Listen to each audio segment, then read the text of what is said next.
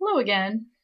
So I want to talk about culture and specifically kind of cultural assumptions and worldview that we have in the West and how these cultural assumptions that we have affect the healing process.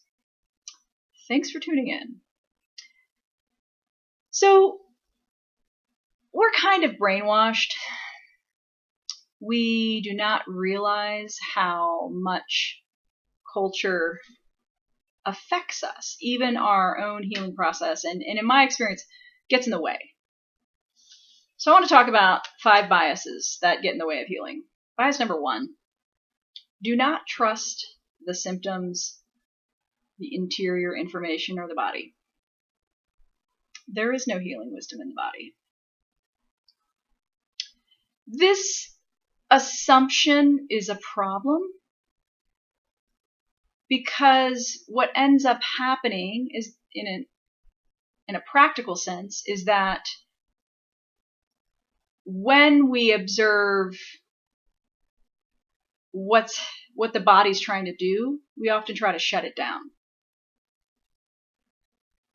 It's assumed to be wrong, especially if we can't identify with a machine, a lab, a specific bit of imaging that a problem objectively we can see on labs. If we can't identify that, then it's assumed that the information imparted from the interior is wrong. I can't tell you how often I've had people show up in my office and they come in with this disposition that I'm going to be like everybody else, and I'm going to assume that this is all in their head because they've been told that multiple times. You have fibromyalgia? Oh, this is all in your head. Okay, now we have a label for this. So some of the time in conventional medicine, fibromyalgia is seen as a real diagnosis. But oftentimes if someone has symptoms or pain, they're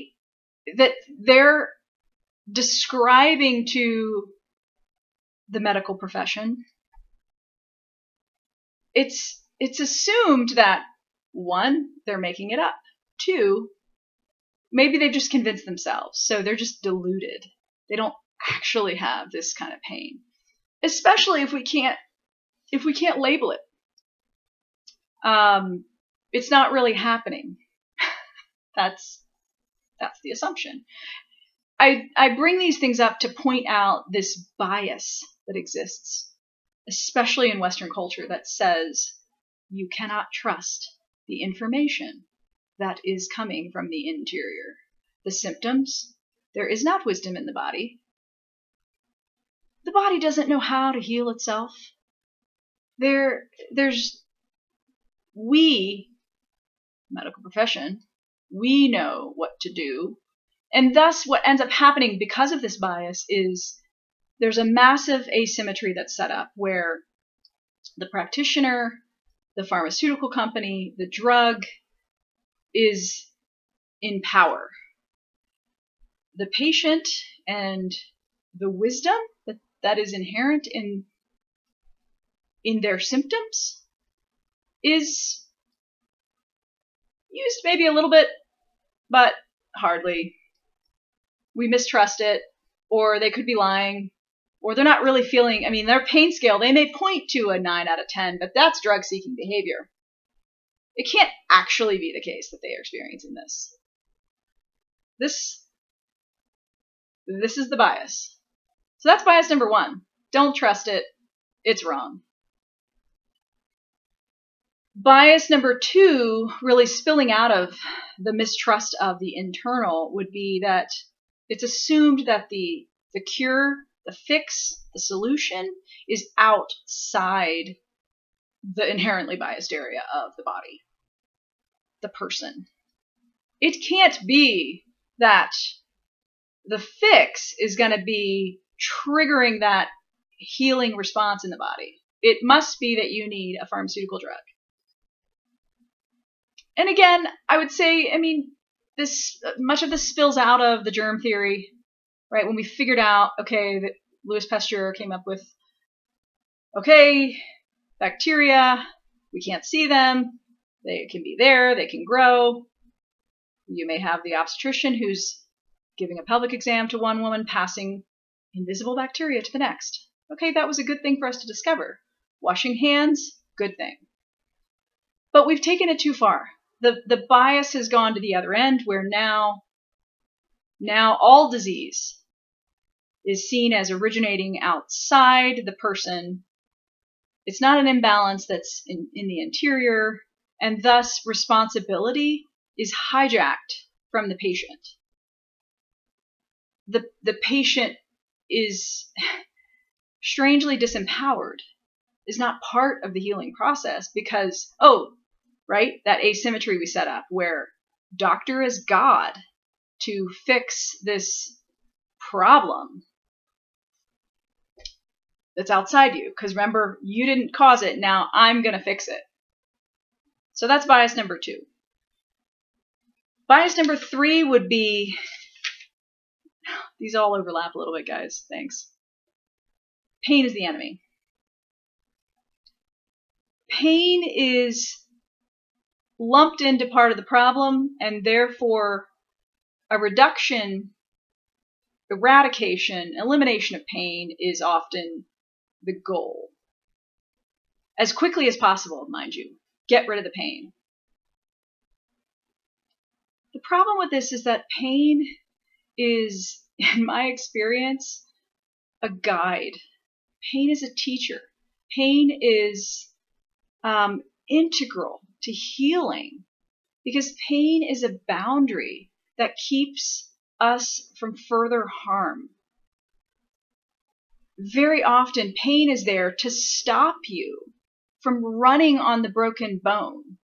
You know, if you break a bone, pain in particular is extremely painful. I've only broken one bone in my life, but suffice it to say, I knew it was broken and I would not walk on it. And I couldn't. It stopped me. That was the threshold because the bone pain is horrible. But it was there to prevent further harm. If I would have walked on a broken bone, well, that can get to a place where you cause more harm that's irreversible. That's the kind of scenario that I'm talking about. And much of the time, though, the bias from culture is that pain is bad. And we come at this elimination of it, you know, get pain under control, get pain eradicated, rather than, what about listening to the message? What about understanding what the threshold is? And I'm not just talking merely physical pain, but mental, emotional pain as well can be a guide. You know, it's very often the case that mental, emotional pain tells you where you need to go and that something is going on that may not be on your radar. Pain is there to tell you, put this on your radar.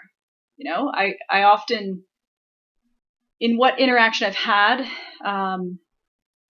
with some of the personality disordered, I think of narcissistic personality disorder in particular, the person who is in relation, let's say a spouse of a narcissist, ends up experiencing unexplained pain a lot of times, anxiety, depression that seemingly comes out of the blue, and it's there to help guide the person to the knowledge and the realization that there is this toxic person in your life. And this is something you need to eradicate yourself from. So pain has a purpose. It is a boundary imposer.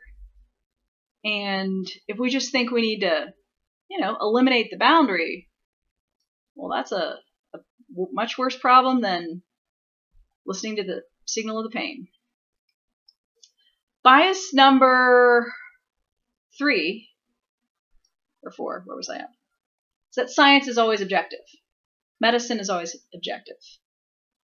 when we ingest this bias, we forget to ask what are the blind spots. We forget to ask where are the holes in science, or the things that it will never be able to elucidate for us.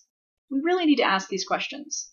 I'm not saying eliminate science. What I am saying is view science as a tool. It's not the end-all be-all. It has its weaknesses, its blind spots, and things like philosophy, a spiritual practice, the religious traditions, culture. These are things that can help keep science in check.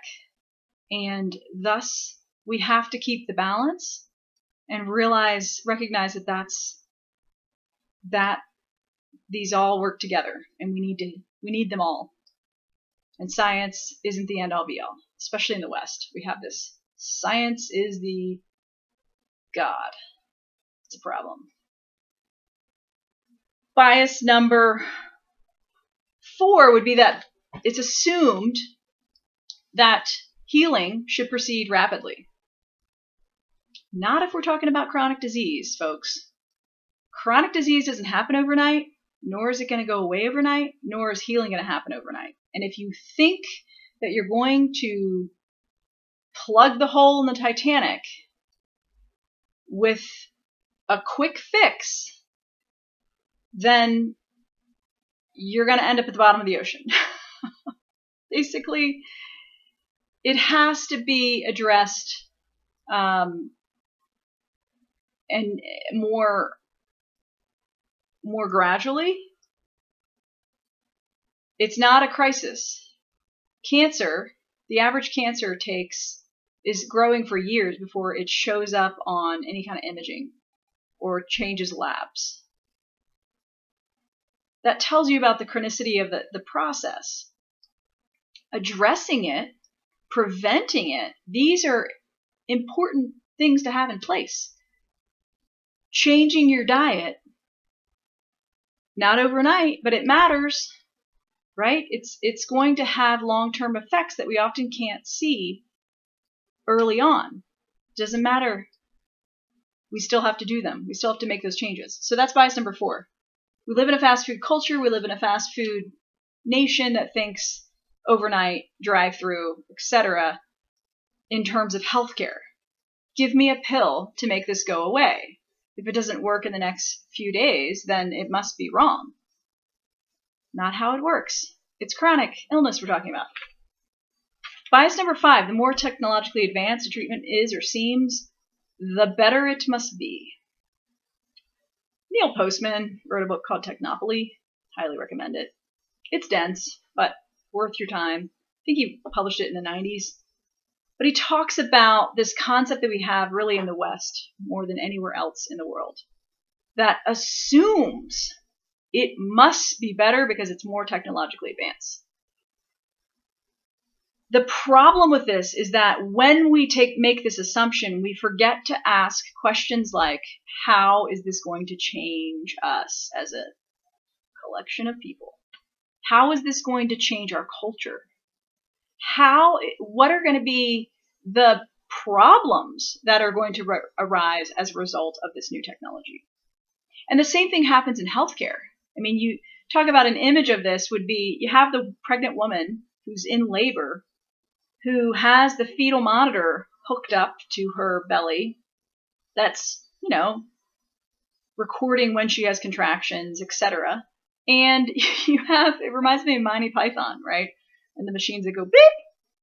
And the practitioner comes waltzing into the room to check on the woman, but instead of looking her in the eyes and asking how she's doing, first looks at the fetal monitor to read if she's, what's happening, and trusts that often more than the woman's own word that XYZ is happening. This is a problem. This is a loss. This is basic